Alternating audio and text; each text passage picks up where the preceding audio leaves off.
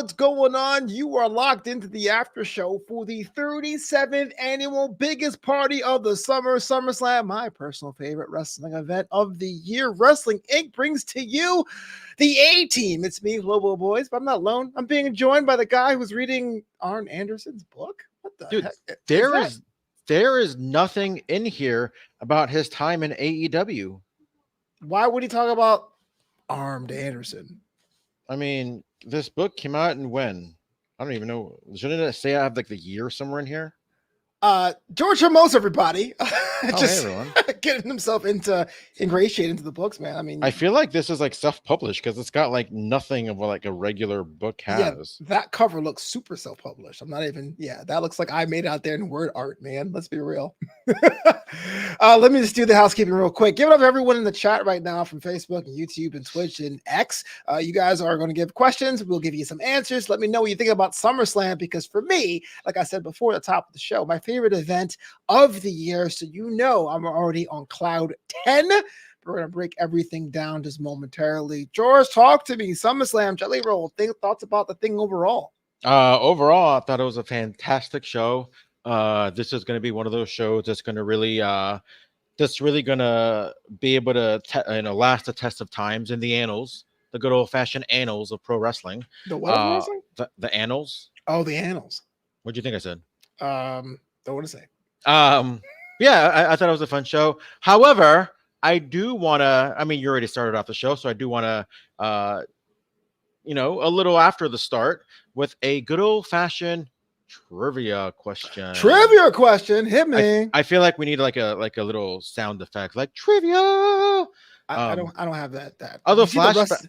Go ahead. The Wrestling Inc. budget's like $0, bro. I don't know. Yeah. I mean, I do want to sidetrack just a tad. I do, in our ABTV days, I was a big fan of TK's Boudoir little sound. That's a deep cut. Yeah, TK's Boudoir. That was a great one. Shout out to Evan T. Mac and TK Trinidad. But the trivia question, of course, I like to keep it related to whatever it is that we're covering. So it's going to be SummerSlam trivia. This is a question to everybody watching, everybody listening, on the iTunes, SoundCloud, Spotify world, whatever we're on. And if you're watching us on YouTube live, whether it's live or whether it's, watching us hours from now, because we literally just finished watching SummerSlam. This is for all you guys, so stay tuned because you're going to get the answer. If you don't know it, you're going to get the answer at the end of the show. So my question is, there are two people, and you'll get the points if you only get one, but there are two people in the history of SummerSlam, PLE, pay-per-view, whatever the hell you want to call them, that have won the Triple Crown championships at a SummerSlam. That means at a SummerSlam, they won the World / WWE / Universe, whatever the hell you want to call it, the World title, the Intercontinental title, and the tag team titles. Who are the only two people to win, not retain, not win a vacant match, to win brand new champion at SummerSlam, each one of those belts? Triple H. Is that your answer? That's one of my answers. So my question for you is, when did Triple H win the WWE Tag Team Championships at a WrestleMania? What was the two-man power trip? Was that during the summer? I don't remember. That was at Judgment Day. I'm sorry, that was Backlash. That was Backlash 2001. Never mind then. When did he win the world title at a SummerSlam? Listen, man, don't try to nerd check me because I will lose every time. I hate. Although he did win the Intercontinental Championship at WrestleMania SummerSlam '98 and a ladder match against the final boss himself, Mr. What is he? The chairman of the board, whatever the hell. I'm going to say the final boss is Mako Satomura. Let's keep it 100, but that's besides the point. Yes. So everybody in the thing, Triple H. We already got some guesses. Triple H and Cena. That's wrong. But good guess. Stone Cold and Triple H. That is also wrong. But let's keep the guesses coming. We got about an hour that we're going to be talking about SummerSlam. Maybe even an hour. Well, no, it was a 4-hour show. Yes, it was. How do you talk about a 4-hour show in a 1-hour span? So we'll see how it goes. But either way, you guys are going to get the answer. I will not come down. Thank you very much. You're going to get the answer at the end of the show. He really loves trivia, guys. I mean, come on. You're out of order. But thoughts about the SummerSlam show itself, man? Are you a fan of events? Great, big fan. Oh, overall, yeah, I'm a big SummerSlam mark, I guess you can say. Yes, I'm. We all hold WrestleMania near and dear to our hearts, but SummerSlam has always been that kind of. At least it's become in the recent years. Kind of like a WrestleMania light in a good way. I've been saying this for years and years, and maybe it looks like they're heading in this direction. I feel like they should treat SummerSlam how they treat the Olympics, where it needs to be the WrestleMania of the summer. Go to Tokyo, do the access thing, do the 4-day weekend thing. Make it feel like it's really the biggest show, but overseas. I really don't think WrestleMania, and then this is a whole another topic that I'm sure have been talked about many times. I don't think WrestleMania should be overseas. I think it should stay, domestic. Mm-hmm. But I say give SummerSlam, give Tokyo SummerSlam, give London, give Paris, give Berlin, give Mexico City. Okay, so I gotta ask that question then. But why? Why then? SummerSlam. Isn't that a little arbitrary? Like, sorry, WrestleMania, you can't leave, but you, SummerSlam, you could go. Like, why? I feel like with WrestleMania, it is that one event that I don't see myself waking up at 3 a.m. for. Maybe just because I'm so accustomed to it being at a 4 or 5 p.m.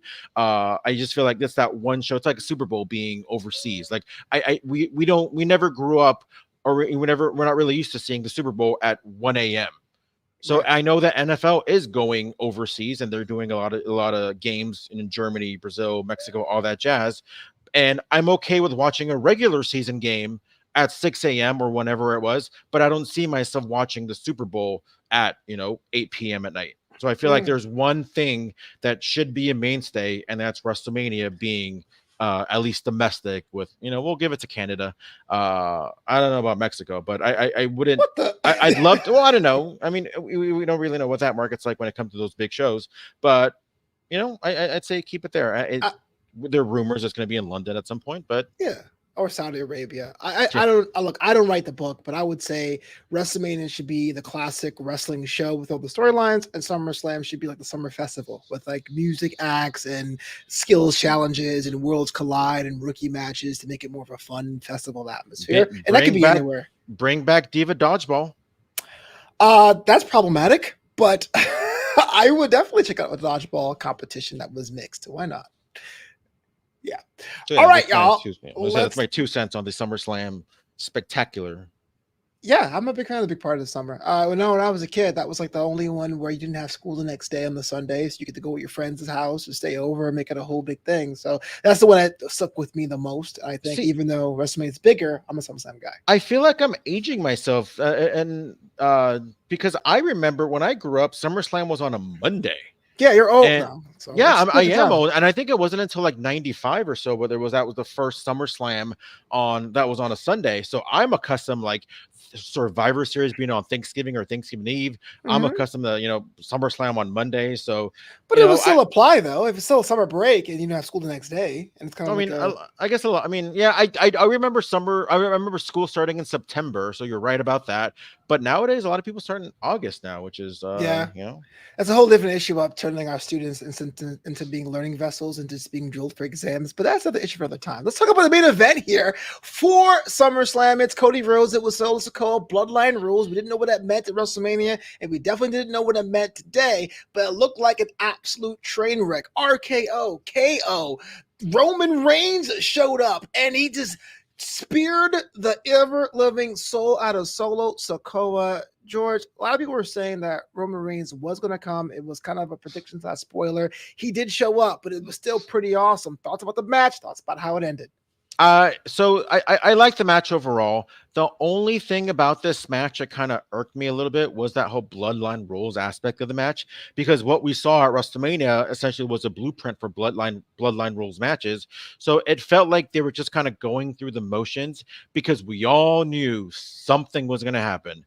And a lot of us predicted correctly what was going to happen, but we all knew it was going to be something. So I feel like they were just kind of going through the motions. Great motions, by the way. I'm not saying going through the motions is a bad thing, but they were doing their thing, and then we enter Tama, and Tongaloa. Then we enter Jacob Fatu, Cody Rhodes, Randy Orton, or I'm sorry, Kevin Owens and Randy Orton. So I feel like that's where kind of the match kicked it into high gear a little bit. Jacob Fatu just being amazing. I'm hoping that he's not seriously hurt. I'm hoping that it's just working hurt. Kind of give him a reason why he wasn't able to break the pinfall at the end, is maybe. So I'm hoping that it just he's not seriously hurt. So I'm hoping they nothing aggravates on that. But yeah, that and by the way, like Roman coming back, that theme song is a banger. Like it looks like it was a little bit more. Yeah, it looks like it's a little bit more. Like it's not the same exact song that he's been using for the last 3 years. So it looks like there was CFO, not CFO, who was it? Def Rebel was maybe in the studio for a little bit. But I'm digging it. It sounds a little bit more like I always thought the beginning of it. And you're a rap fan, right? Yeah. I always thought the beginning of it, and I've been dying to ask somebody that's in the know, because it's very reminiscent of "Hate Me Now" by Nas and P Diddy. Mm-hmm. Does the beginning remind you of that in any way? It's the strings, but I think it's different instrumentation. I don't think that was the point, but it was kind of like, but yeah. Yeah, it's a bit more up-tempo. Yeah, I feel like there's a little similarities when it comes to that, but for the most part, yeah, I thought it was great. I thought there was a what if kind of scenario thrown in there when it came to Roman Reigns. I mean, talking about throwing a wrench in it, what happens if Roman would have come out and helped Solo? Like that would have completely oh my God, like we all thought one way, but either way, I'm happy with how it turned out. Roman looks absolutely fantastic. Like I said, I'm digging his walkout. I like how they kind of place it into the match. It didn't really need to be like, oh my God, everybody's jumping Cody and enter Roman for the save. I thought the timing of it was correct. I thought it was right. This was just great. The last 5-10 minutes was just fantastic, I thought, and kudos to everybody involved. To your point about the walking down, a lot of Miami fans says this, can't give me pause. It says, I hated the announcers trying to WCW. Whose side is he on? As Roman was walking down. It was underwhelming. Thoughts about that? I mean, I kind of thought though, and when he came out with the OTC, my mind is like OTC. What OTC over the counter? Over the counter. Original Tribal Chief. And once I saw that, I'm like, all right, he's totally gonna attack Solo.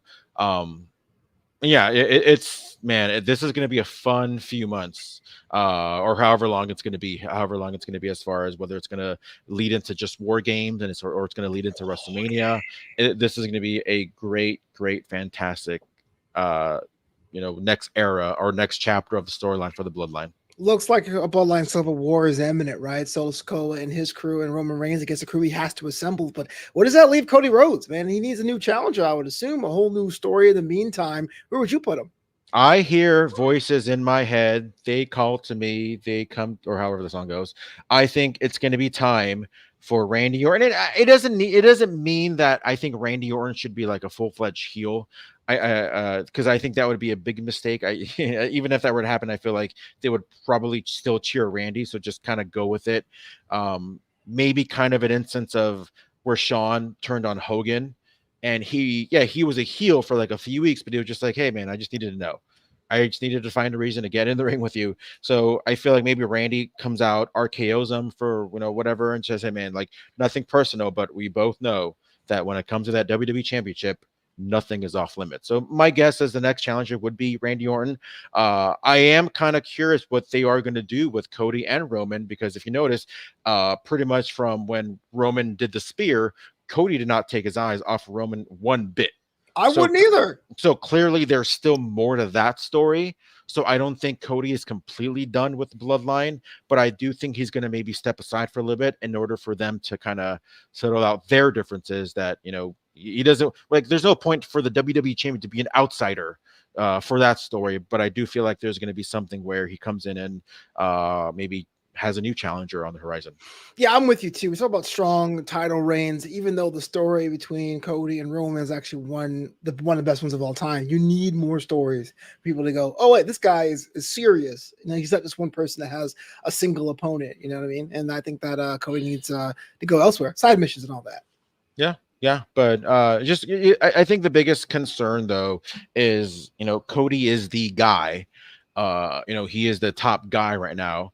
And it's going to be hard trying to figure out like there can only be one number one guy. Don't give me this BS about 1A or 1B. There can only be one number one guy. So how do you determine who the number one guy is? You know, so I feel like it's going to be like this kind of friendly competition of Cody really trying to, you know, find his footing on making sure that, hey, I'm digging what you guys are doing. But don't forget who's the WWE champion. Cody's like, far out, man. I'm digging it. Suck up. Well, we got to move on because what happened at SummerSlam was interesting. It felt like a whole new chapter was turned. We had some title changes and some retentions, but the first retention was actually our first match of the evening. It was Rhea Ripley against Liv Morgan. Liv Morgan said her revenge tour was going to end, and well, it did. She retained her championship against bloody Rhea Ripley because Dominic got involved and Dominic turned on Mommy. George, well, there was a match, there was a story, there was a shoulder pop, a whole lot of things happened in this one. A whole lot of things. Again, I've said this many, many times and throughout the annals, right? The distinct annals is just because something is predictable doesn't mean it's bad. Because I think a lot of people called that it was going to be Liv retaining because of Dominic. With that said, I thought it was great. I thought once they turn it up the notch, once they kind of had that story of the separated shoulder and Rhea having to jam it back in on the announce table, you had the Dominic factor. You had, and I liked that they kind of said that in the beginning too, when he took away the chair from Rhea and said like, wait, I thought you want to be champion. If you hit her, then you're not going to be champion. So that kind of added a whole, extra layer and wrinkle to the match of like, oh, well, he hasn't fully turned yet because he's got a good point on why he would take the chair away from Rhea. And that first Oblivion by Liv Morgan, man, that was, oh my God, like talk about just finesse. The Oblivion into the back roll into the pin, that looked the cinema. Yeah. Oh my God, that looked beautiful. But then, once it turned up, and even that element of doubt, when Dom put the chair in the ring, and it could be argued like, wait, was that chair for Rhea? Was that chair for Liv? But then we all knew who it was for once the match ended, and they gave the old smoochies to each other. Okay, so here's the deal. It looked like Dom, for a long time, had an opportunity to close the window on Liv, didn't. So everyone's kind of thinking the turn.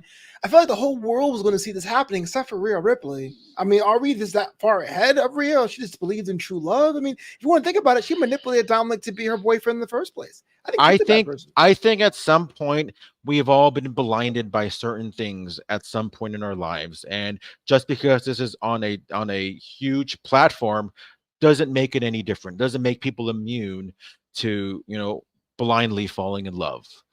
Even though when everybody around you is saying, "Hey, man, this is bad for you. This is toxic for you," sometimes the heart just wants what it wants.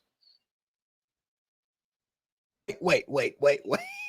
Are you waxing poetic about wrestling? Absolutely. Shout out to Selena Gomez. I think she had a song called "The Heart Wants What It Wants." I'm more interested though, because again, I thought it was a great match, and just how they're going to follow everything up, even taking everything away from the Judgment Day on like a why. On like, why is Dom choosing Liv? And I think I'm gonna make a little prediction here. You look at the way that Dom and Rhea got together.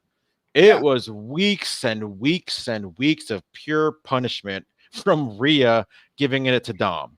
We all remember undertones of sub-Dom. For sure. Yeah, there were all these things, and then calling her mommy and everything. What I would love to kind of, and I don't know how inside baseball they're going to do. What I would love for them to incorporate is saying, hey, listen, like, we're in the Judgment Day. We do what we do. I'm your number one. You're my number one. We always agree to that, right? We always, Dom will go out there and be like, hey, Rhea, like, I know, we do our things. But then about a week or two ago, I see that you got married.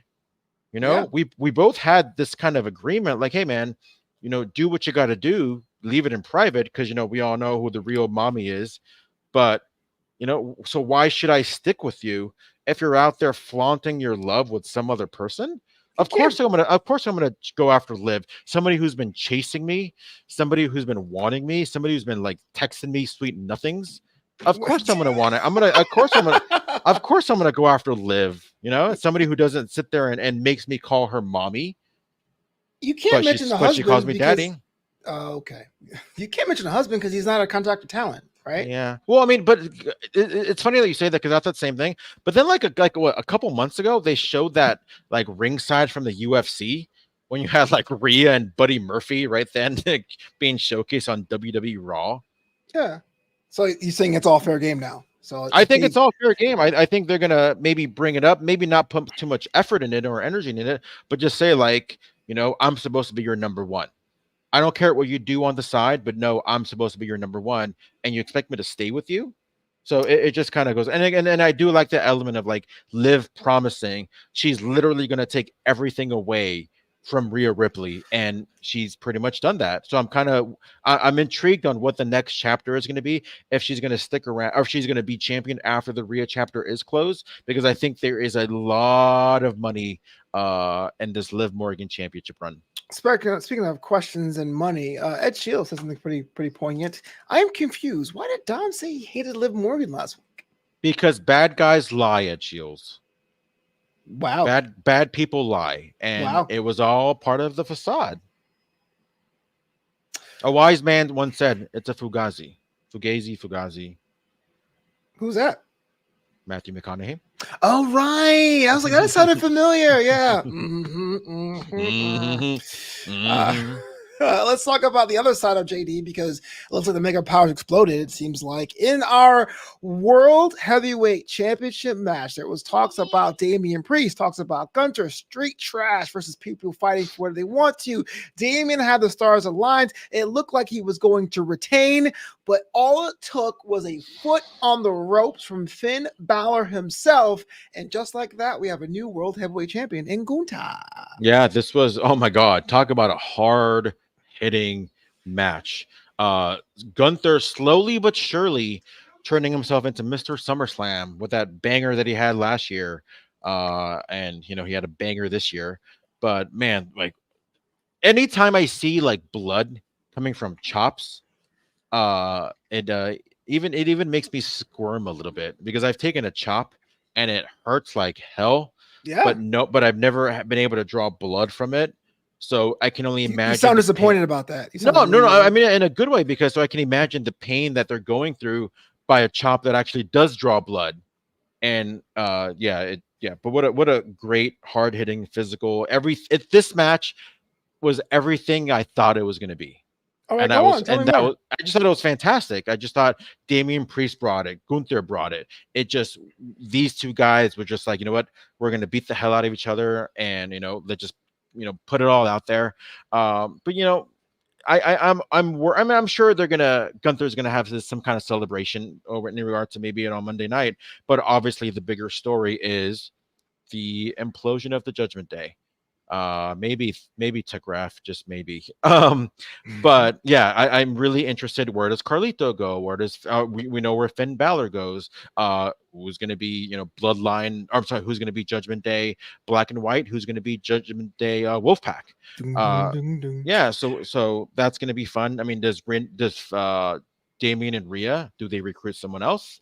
Is it going to be Finn, Liv, and Dominic? So, and I like that aspect of Damian just kind of being heated as far as, dude, where's Dominic? And like, dude, you got a world title match to focus on. So I am very much so looking forward to this week of WWE programming, because it's going to be a lot of good storytelling. Yeah, time will tell how Judgment Day is going to shake out, because I've never seen a team break in two different ways from two different storylines. So if you're into the layer storytelling of this new era, I think you're going to be in for a treat, because this can have rippling effects to everything. It's almost like a comic book event. But let's talk about the match itself. I was a big fan of GUNTHER, big fan of NXT UK. I love the fact that the UK style of wrestling was kind of like character based, like WWE style, but still hard hitting. This says what combat can be. GUNTHER, it looks like he's going to be that champion for a long time. Let me ask you this question. Probably a dumb question, but do you see GUNTHER as being the face of the Raw brand, especially as Netflix is on the horizon? No, I think so, especially with Netflix being so international. It doesn't surprise me now that I think about it, now that you mentioned it, that the champion is going to be an international type wrestler, guy that's literally wrestled all over the world. So it doesn't it's a good I'm looking forward to seeing what's going to be next. The question is, how long does he hold it for? Is this going to be, because GUNTHER don't believe in short title reigns. Yeah. So Hey, by the way, remember Imperium? That was a cool group, wasn't it? yeah, yeah. Where's Giovanni Vinci? He got drafted to SmackDown. As for where is he now and why he's not on TV, I don't know. But SmackDown's moving to USA September 13th or 19th. Something like that. By the way, I have a little just a quick sidebar. I meant to Give me all mention the it earlier. sidebars. I meant to mention it earlier. So at 8:03, and I'm sure a lot of people have this happened to a lot of people. At 8:03, WWE Shop emails me, and the headline or the subject is Roman Reigns returns at SummerSlam. Um, I'm not always able to watch a PLE live, Okay. but man, like don't spoil it in the headline. Don't spoil it in the subject line. Give me like, oh, get your SummerSlam gear. You know? They don't do that. WWE's a sport. When someone wins a Super Bowl, those Super Bowl emails go out instantaneously. It shouldn't. I mean, yes, okay. but it's nice about it. Like, what's your favorite show of all time? Wow, that's a good question. Sitcom? I don't know. That's a hard question. I don't know. Okay, what's your non-sitcom favorite show of all time? The Shield was great, but I was like 15 oh my god, The Shield is the best ever. Yeah. But just imagine, like right after the end of season 5, there's like a blast email that says, "Oh, by the way, R.I.P. to Lem." And I'm like, "Oh my god, I haven't even got home and like watched the DVR." Like, you know, like come on. That's funny. Were there DVRs back then? No, there were TiVos back then. So. Yeah, I haven't even been able to, go back on my TiVo. Like, just don't be so immediate. Don't send the email right after the show's over. Look, I get it. I've been spoiled before. This is why I don't have ESPN notifications anymore when PLEs are on. But when any sport happens that break news like that, that's kind of how it rolls. I remember another sidetrack. I wasn't able to watch Survivor Series live. I had to watch it, a couple hours afterwards. And so when I go to Peacock, so I can watch Survivor Series, not knowing what happened, all of you have Survivor Series, right? And watch it like, on Peacock, like, watch Survivor Series, watch past Survivor Series, watch these videos that were building up for Survivor Series. And then right under that, it was CM Punk, best in the world. Best CM Punk matches. Watch CM Punk's championship reign. I'm like, oh, well, I guess CM Punk came back. Thanks, Peacock. Wow, that's different. I feel like that to me was kind of like, hey man, I avoided the notifications. I turned off my phone. Yeah. That is different. But an email from WWE Shop as soon as the event's over, that's unfortunately fair game. Put your phone down. That's what I said it. I've just turned heel on this after show. But speaking of turning heel, let's talk about a U.S. title matchup here. The Maverick, Logan Paul, which, by the way, Prime is like dirt cheap now. What happened? No idea. Had a match against LA Knight, and it was going to be LA Knight's opportunity for his first title on the main roster and try as the Maverick could, alongside with MGK, which I realize isn't Machine Gun Kelly anymore. It turns out it wasn't enough. We have a new U.S. champ. Yeah, it's LA Knight. This match is great, by the way.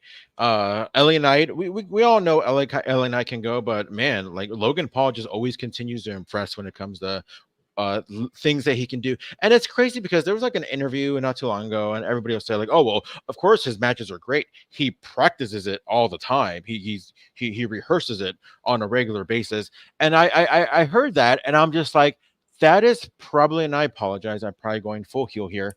That is probably one of the most moronic things that I've ever heard in my entire life. Moronic? Because people are sitting there saying, "Oh, Logan Paul practices his matches. Logan Paul, he just, they give him the match and he's at the PC practicing." Okay. I'm sorry, like there are full-time wrestlers that can't even do what he does.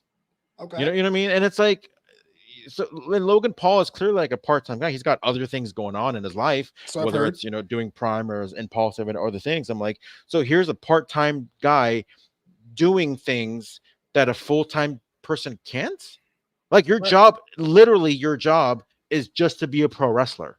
So what's preventing you from going to go practice the match? What's preventing you from learning how to do a springboard backwards moonsaults? Come on, George. You and I both know that if you do something that has any kind of soft skill, so if you're not like a blacksmith or anything, someone's going to look at that and go, "Oh, I can do that. You got lucky. How'd you get that job? Why are you in Wrestling Inc? Why I can't do it?" That's just going to be.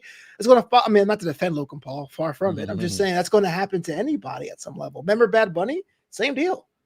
Oh, that was a great match. Matches. What a matches. great.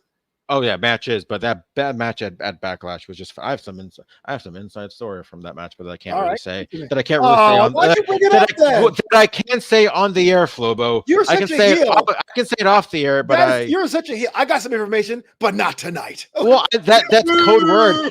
Wink, wink. I can tell you in private, but I can't unfortunately tell the whole world. Boo. Anyway, LA Knight, man. Like I always said, I think I said last night on the show, worked with Sean Ricker about 10, 15 years ago at Mach 1 Wrestling. So I'd use a shoot name.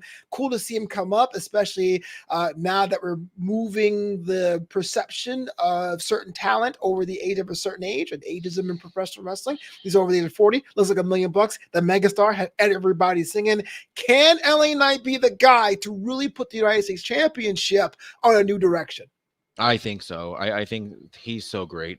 Everything he does just touches the gold. The thing that, and we've talked about this before, want to know the best thing about LA Knight is that whether it was back then in Mach 1 and it was a 2010 or 2011, whether it was in TNA, whether it was some other time, or whatever it was, he's always been the same guy. He's always had the same character. He's stuck with it. And then look at it now. Like, talk about hard work, talk about persistence. He wasn't like Joe Schmo just with some random. I mean, yeah, they tried the whole $1 million gimmick for a little bit in NXT, but for the most part, like whether it was TNA, dummy, like whether it was TNA, whether it was Championship Wrestling from Hollywood, whether it was Mach 1, that guy's always been that person. He's always been great on the mic. He's always been just so great in many, many ways. And he's always had that same style of just being safe, but always going full balls to the wall in the ring. So kudos to LA Knight in every single way. I think July 4th, 2012, we actually partied together. There's a video out there somewhere of singing. Hold on. Where did you Living on a Prayer. Together? Where did you party together? I'll send you the video. It was like it's like there's a Twitter account called like the Yeah Movement or something like that, and it has a lot of cool accounts. But it has Sean Ricker singing "Living on a Prayer." I think they were doing like karaoke or rock band or one of those, and it was "Living on a Prayer." And I'm like, wait, I think I was here at this house party. And then the part where right before "Living on a Prayer," it cuts to me because I'm like, "Living on a Prayer." So, oh wow, I'll show. I'll an angel, man. I'll try to find the video and I'll send it to you. But I think you'll get a pop knowing me and knowing your history with Sean Ricker, LA Knight. Yeah. I mean, when I was this is actually not to name drop, but 2 summers ago at SummerSlam, they were doing photos with Maximum Male Models, and an Austin Theory showed up. So the male models walked away, and I was like, "No, I need to talk with you guys." And I'm like, "Us?" And I was like, "Mach 1 Wrestling," and he was like, "I don't know who that is, dummy," but he took my picture anyway. And then at the end of it, he goes, "I remember you. You were the interviewer." I'm like, so cool. Didn't have to say that. I'm a big fan forever. Him and Carmelo Hayes. I will do whatever I can. I'll run through a wall for those men based on that. So the match seems to me was not predictable, but it looked like going into it, Logan Paul was going to drop the title. Where does Logan Paul go from here? Anything he wants to do. I think the guy literally can do anything he wants. He is just such a natural in the ring. If I'm going to take his word on everything that he's saying in regard to pro wrestling, because it seems like he really, really loves it, dude, he can do anything he wants. I'd like to maybe give him like a fresh start, maybe go to Raw. He hasn't really done many things on Raw at all. So maybe that can a fresh paint of coat, I guess, as they like to say. Yeah. So, I mean, and anything he wants to do. I think there's a lot of still cool things. We've seen him do the Cody, the Roman, the LA Knight, the Ricochet. So maybe him and his brother come in, talk about something I don't want to see. But like I said, anything he wants to do. But either way, I know it's going to be great because Logan Paul always delivers. All right, so let me turn this off. I'm going to put you on the solo screen just for a second because I want you to get the full floor here. You have the book. You are the booker. Who do you put LA Knight with and why? There's still wow. If I would have known, I would have dressed up a little bit more. With that said, there is still looks like this lurking story with him and Carmelo Hayes. So that never really finished. So that's going to be something that we see. Maybe him and Andrade, because I don't really think you see Carmelo Hayes just automatically getting a U.S. title shot after losing to Andrade. So maybe some kind of triple threat, maybe some kind of there's other people. Maybe Kevin Owens at some point tries to regain the U.S. championship. Yeah, my prediction is some point we're gonna see him and Mello, but incorporate Andrade in there as well since he holds a few victories over Mello. I don't miss. What's up, fellas? What's going on, everybody? Trade Logan for Tozawa. That is definitely Jack Farmer. Is that you? What the heck? What is going on for me? Yeah. By the way, I'm not sure if we've got to all of them yet, but what was your match of the night? Just as kind of a break in between here. I'm gonna have to go with Damian Priest and Gunther. Okay, yeah, same here. I think that was pretty solid. I'm a big Gunther fan myself, and hopefully we have a whole new chapter of Rogues Galleries there. Shout out to Peter Joseph. Let's move on. On the other side of it, the Intercontinental Championship was also on the line, whereas we talked about Sami Zayn yesterday, but Sami Zayn had an opportunity to shut down Bron Breakker, the unpredictable badass, could not get it done. In dominating fashion, we have a brand new IC champ. Bron Breakker, my friend George Hermoza, thoughts about this one? It was fine. I wish it kind of meant a little bit more. I feel like this match maybe was a little too short, getting it good, but I just feel like Sami Zayn ended a historic title reign at WrestleMania, and I think he had a great title reign. He had a lot of great matches with the Braun Breaker, with Ilya, with Chad Gable, with Bronson Reed. He had a lot of great matches.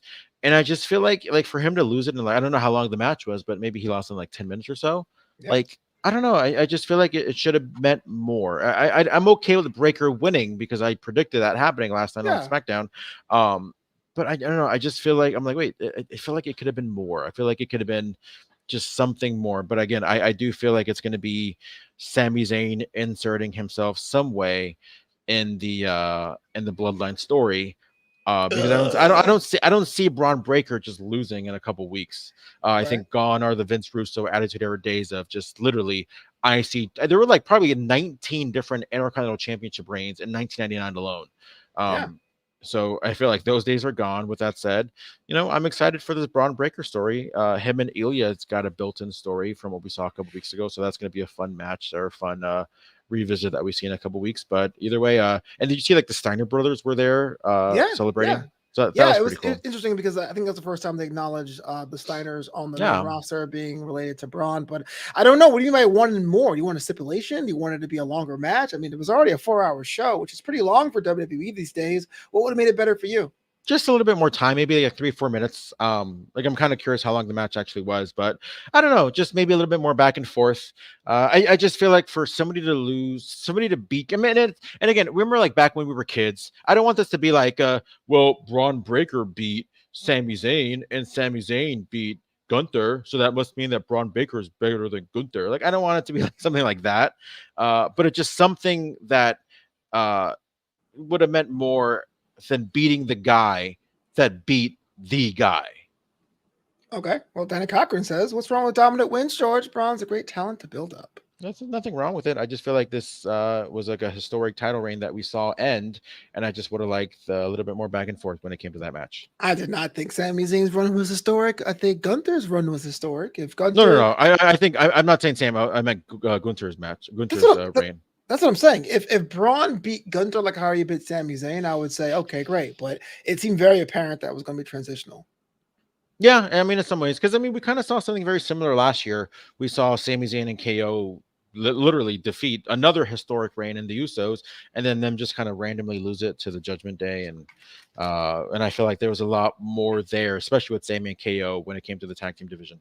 I felt like they had nowhere to go. I felt like they had the titles and it was cool. Then it was kind of like, well, you're the big face group away from the bloodline. What's going on? Well, this was back when the titles weren't split yet. So I feel like we saw them. We didn't really see them go back and forth. We just saw them maybe mostly on one brand on Raw. So I feel like it would have been nice for them to kind of go back and forth when essentially they were both the Raw and SmackDown tag team championships. Yeah. champion. Kind of a sidebar. How did you feel about that Manscaped promo this week? I ordered my Manscaped right now, and I can't wait till it comes. There you have it. Was that an answer I was expecting? Shout out to Manscaped. Then I don't know what's going on. They're not paying us. I'm not sure why I said that. Not yet. Yeah, they should.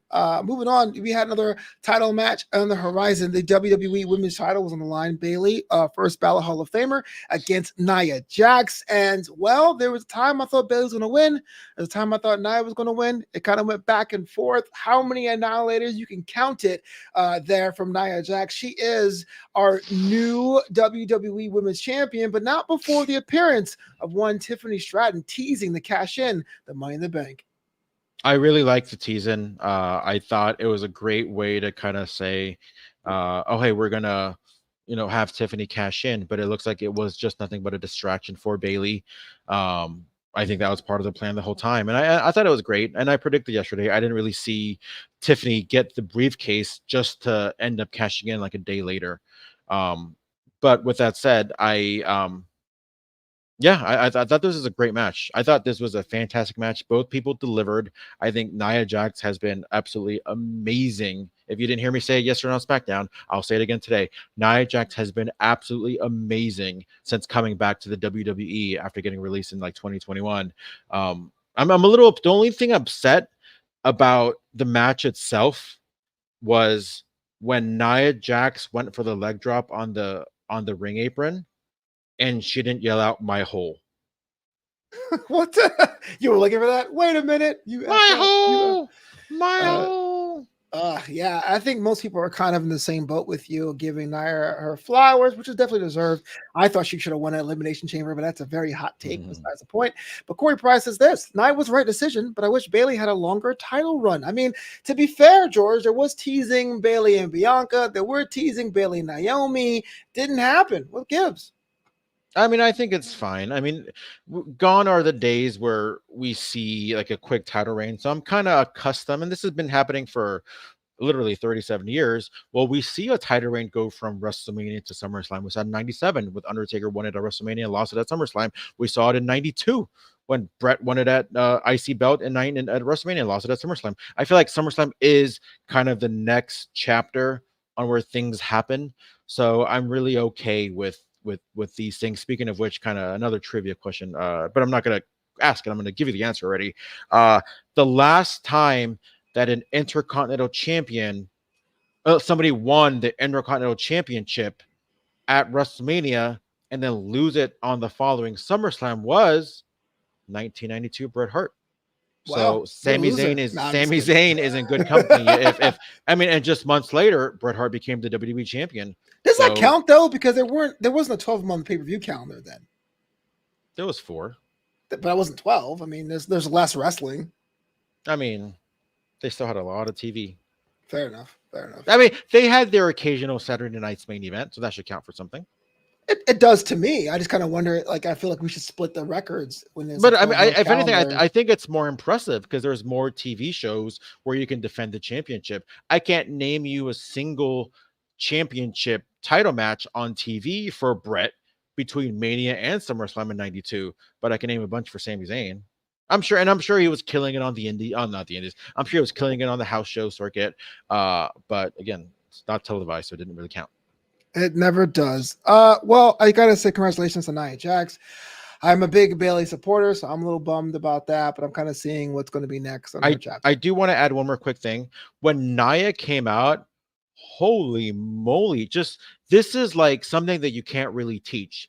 But the confidence level, her look, her demeanor, I'm like, dude, this girl is something special. Whatever she was missing, 10 years ago, when she was in NXT and early in the WWE, like whatever she didn't have now, she has it now. Like just when her posture, her look, her RBF that she had when she came out, I'm like, dude, like Nia Jax, dude, what she's become in the last decade is just astronomical. And I think she literally, like Fernando Zaya said, she deserves every kind of accolade that she's gotten the last year.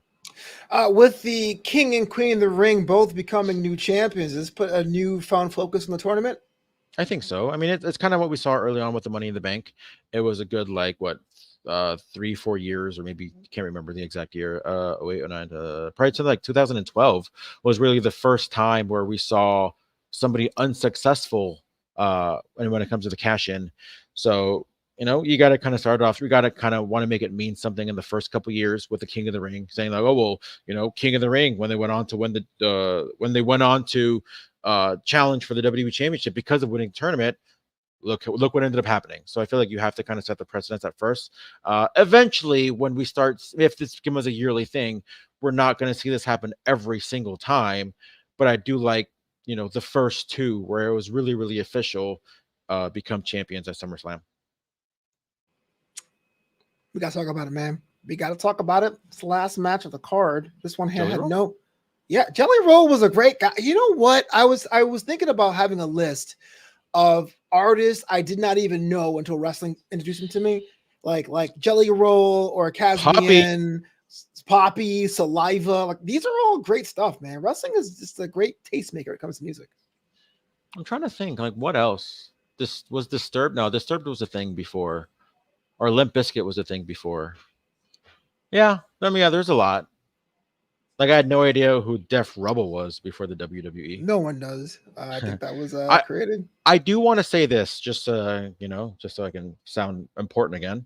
Like about 3-4 weeks ago, I worked on a commercial. On an I think I signed an NDA, but whatever, who cares?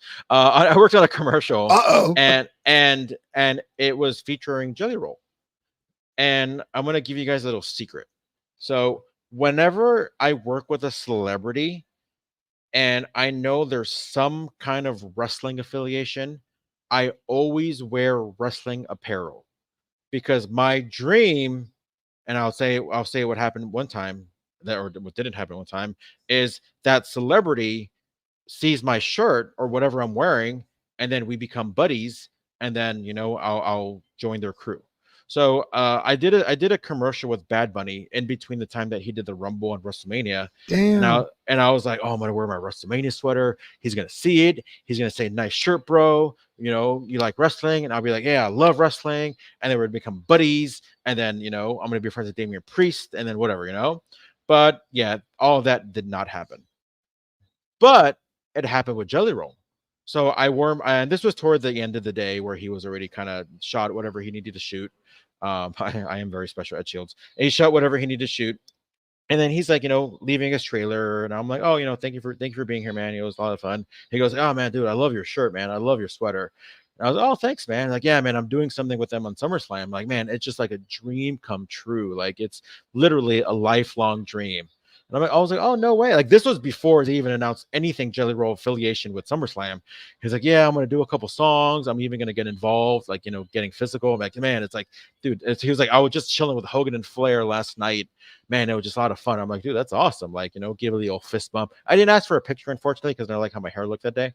But what is going on with the story, bro? But yeah, it's always pretty cool when you kind of see something like this happen.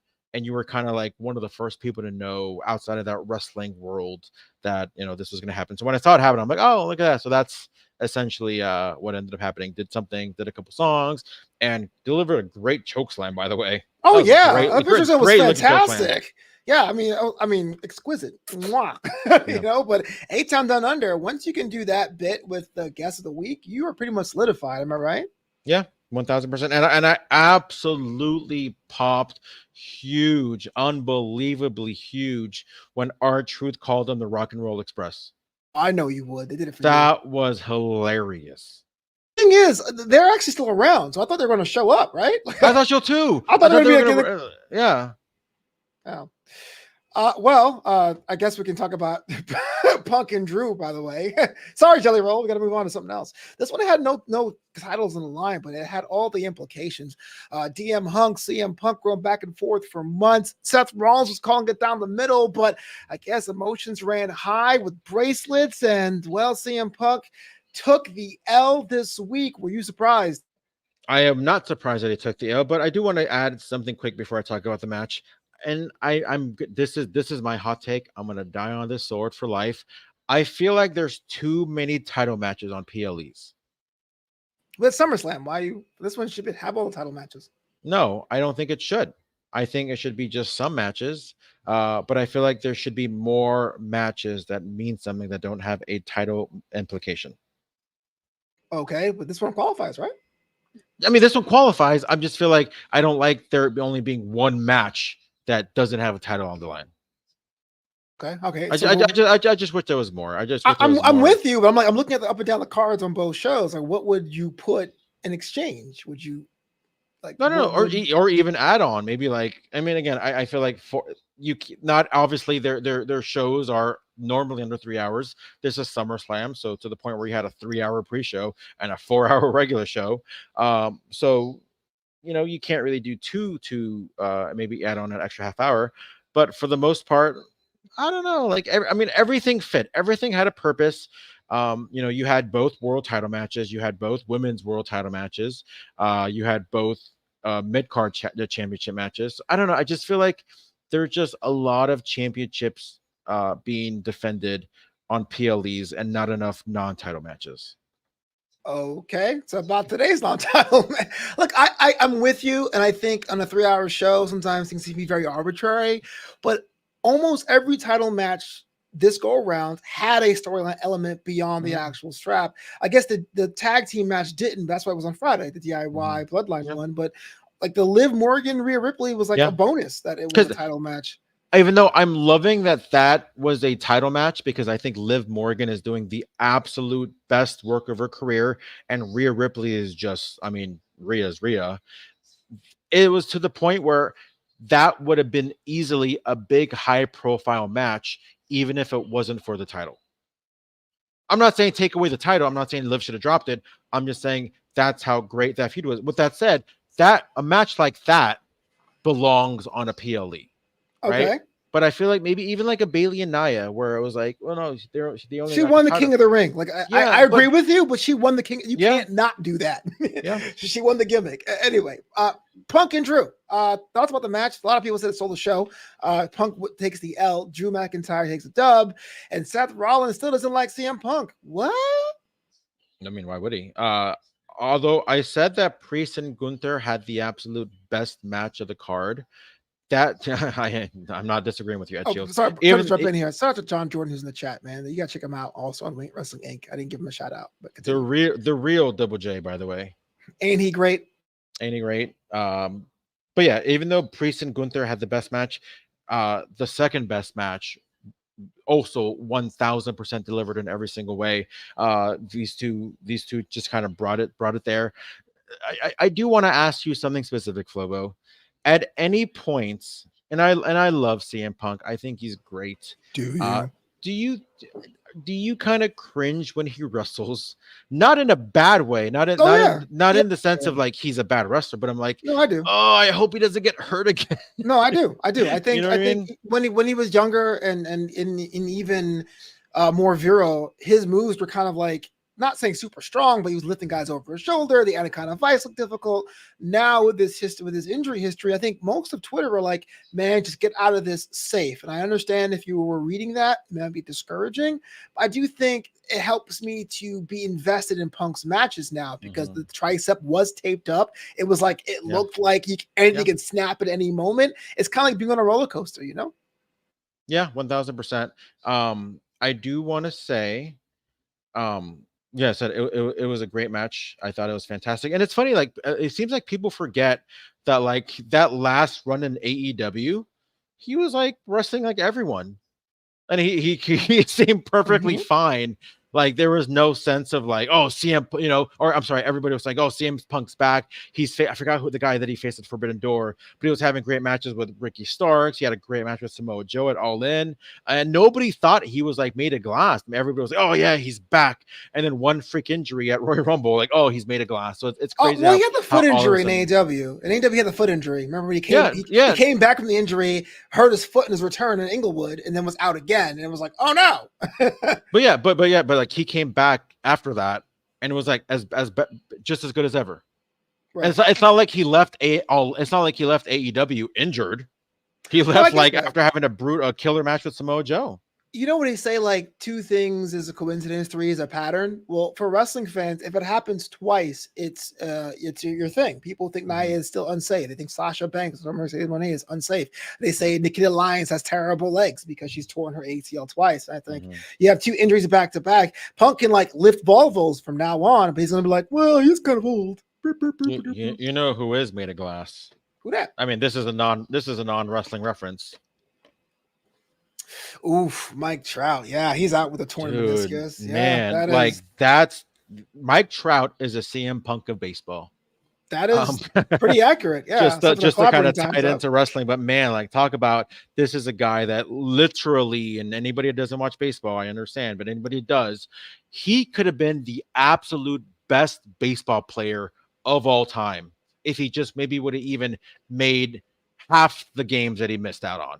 True. Like that guy was a generational talent, but definitely was. But Justin Marie says he was wrestling every week on Collision and some Rampages as well. I saw a great match between him and Ricky Starks last year. So yeah, that's a hot spot. I mean, when you pay Punk that much money when you're Tony Stark, when you're Tony Khan, you put him at an 805 spot, the one that Orange Cassidy does to get everyone seated for the show. So at the 805 spot's pretty important. But to me, the match was pretty solid. I love the story here too. Drew McIntyre is on a tear. Seth Rollins was impartial because he hated everyone, but it kind of picked his poison. And of course, the necklace is still not in CM Punk's possession, or bracelet, excuse me. I love the story, and this is just adding so many layers to this story. And I'm really curious what the next chapter is going to be, because it's not like the book is closed in any way. You still have a lot of lingering, rivalries kind of going on. Maybe like a little less with Rollins and McIntyre, but more so with Punk, with both guys.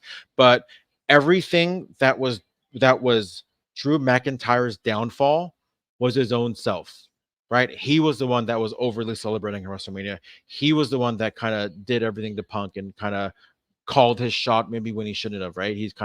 He's his own worst enemy. And then this is exactly what happened with CM Punk. He had every opportunity to win the match, but he was blinded by the bracelet. He saw like, wait, I had my chance at submitting McIntyre, but I need to get the bracelet, right? I had my chance at giving him a GTS, but wait, why is Seth Rollins wearing my bracelet? Like, and it's just, I like that aspect of the story where everything that CM Punk said Drew was doing, now CM Punk was doing himself. So I cannot emphasize just how much I'm loving the story. I think this match was phenomenal. I think it added so much more and made me, dude, I think Raw is going to be so amazing when it comes to this fallout of SummerSlam. I think there's so much to look forward to. Yeah, Raw's going to be stacked. Plus, the White Six are still in it as well. Let's see. Stephen Camp says, I almost thought Drew was going to break the bracelet over Punk after he won the match. I think he should have, but there's still room to do that elsewhere. You know what I mean? Especially if you want to have that be a storyline thread. If AJ agrees to be on camera, it could be a cool thing for them. I would have loved, and I get it. There's more to the story. But if he would have done that on Raw, if they were face to face, they say like, they can't touch each other till the bell rings, and he gets in his face and just gets the bracelet and just tears it apart in his face. That I thought would have added so much more depth to the story. But again, doesn't mean it's wrong. Doesn't mean what they did is wrong. And I feel like it's there's good things more to come. Yeah, definitely. And this one, SummerSlam, as a big SummerSlam mark that I am, gave me a fantastic show top to bottom. The pacing was a little slow, but I still enjoyed it. Before we go through the whole wrap-up stuff, give me that trivia answer, man. I'm just dying to hear the answer to this one.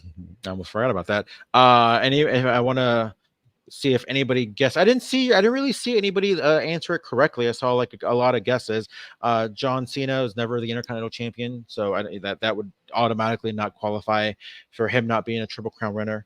But there's 2 answers. So again, to remind everybody the actual trivia question, which 2 wrestlers have won the Triple Crown, which is the world title, the IC title, and the tag team championships at a SummerSlam? Sheamus. Not regained. Sheamus has never been IC champion, and you know that. Yeah, I know. But Jericho has never won a world title at a SummerSlam. So no, that is incorrect, but good guess. Hey guys. The first answer The first correct answer is Goldberg. I'm What are you trying. doing? I don't know. I only have enough room to do it. I guess it'd be Batista? better. What the hell I is guess that? no. Batista does this. Yeah, okay, what are you doing? Are you? No, I guess I only have enough room to do it. But I guess maybe if I had the full screen, it'd be easier. But I think it probably would be better if I was wearing pink and black, because the Hart Foundation won the tag belts at SummerSlam 90. The Bret Hart won the IC belt at SummerSlam 91, and he won the WWE title at SummerSlam 1997. Oh, who's next?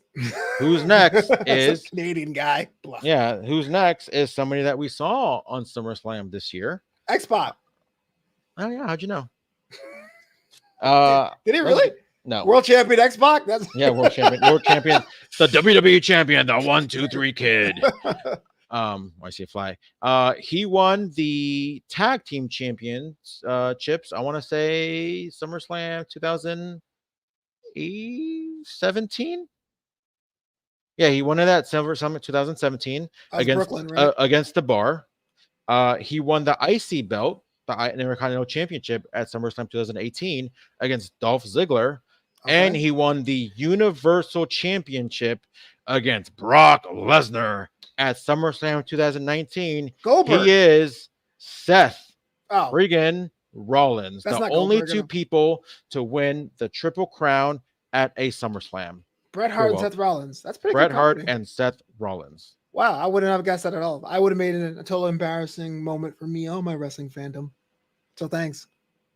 And then if we end up doing Bash at Berlin, then I can't wait to give you a nice Bash at Berlin related trivia question for all one of the shows. It's funny because that has in the history. There's like German wrestlers and stuff. But my first thought went to Ludwig Borga, who isn't even German. He was from Helsinki. Finland. Yeah, I know. So I'm saying, why is my brain going to the Finnish guy? Finnish guy? I mean, I'm a little upset. Maybe if like Jack Farmer was here, he would have said Alex Wright. Das Wunderkind? Yeah, dude, he was. What'd you say? Das Wonder what? Das Wunderkind? That's his name. I thought you said something else. I'll tell you off camera. Oh man. I was a big Alex Wright mark though. I thought he was so underrated, especially when he turned heel in '97. The Wall, man, that was way better. Dude, The Wall, Berlin and The Wall was great. The Wall is such a great wrestling name. It's so simple, but like, like, oh, you're just gonna crash against the wall. Like that's so like genius. I don't know why they didn't do. I'm surprised he didn't do anything in WWE. Shout out to Berlin. Well, they tried copying that with DJ Gabriel, but that is besides the point. Oh man, DJ Gabriel. Yeah. What a blast from the past. I love DJ Gabriel in that 2 weeks he was there. That new talent initiative, that's a deep cut for you guys. Dude, that was great. I love that. I loved it. Remember when what's his name? Sean Spears was Gavin Spears? Who was the guy? Ricky Ortiz. Remember Ricky Ortiz? Yeah, Atlas Ortiz, yeah. Yeah, he was great with the rally towel and everything. Mm-hmm. He had the Carlito haircut. He did. I think he's married to Layla. What? Someone's living life. Okay, we gotta get out of here before they cancel us. George, give me the rating for SummerSlam and tell the world where they can find you online. I would say out of a 92, I'm gonna give SummerSlam. Why 92? I don't know. Just give it a random number. Okay. Everybody does out of 100 or out of 10 or out of 5. Let's give it a number that nobody. You know what? Out of 37, let's do out of 37. There's been 37 SummerSlams. I'm gonna say it is the 5th best SummerSlam of all time. Whoa, that's high praise from a historian like yourself. Mm-hmm. Number one is probably like 2002. Okay, that's a good one. I'm a big fan of 15 though. That's besides my point. But, which one's 15? Oh, 2015. Yeah, that was. Were you there? Lesnar. No, I went to 17. That was the one where Corbin faced the Demon. That was 17. The last Brooklyn one. The last one in Brooklyn before they went. The last Brooklyn one was 2018. 18. I'm with that. I went to 2012 and 2013. Yeah, there was a time where I went to a bunch of them. The only big four I haven't gone to was Survivor Series, but that's what's that. So this one, to me, after a normal rating, I want to say 8.5. Like I said, the pacing was kind of slow, but not in a bad way. Very much a WrestleMania way, which I'm glad of because I think SummerSlam has needed some shine for a while. So I hope this starts off the importance or getting back the importance of the show, especially as it goes into 2 nights later on. So yeah, but either way, I think I thought it was a great show. And even more so, I think this has got me even looking forward to Raw and SmackDown even more than I usually. Obviously, with Roman Reigns and everything, I'm really curious if he's going to have that same kind of part-time schedule where in 2 weeks he's not going to be on SmackDown, but then they'll make some kind of announcement. And next week Roman Reigns returns to SmackDown. So I'm really hoping that they were able to at least have him on this Friday. Just to kind of have his presence there, and I'm really curious if they're going to have Paul Heyman with them. I think he's not to say that he's needed on SmackDown, but I feel like he adds so much to any show that he's on, and I can't wait to see where they go from here. Absolutely. You can follow that guy at G Hermoza on that interwebs. Follow me at Flobo Boyce. We will return right here on the Wrestling Inc. channel for Triple J on Monday night for Monday Night Raw after show. Look, we're doing these PLEs. It's still an extended experiment. Let us know in the comments below how we rock this. The man with the trivia, George Hermoza, the guy with the fan, Flobo Boyce. We'll see you next time. Peace out, everybody.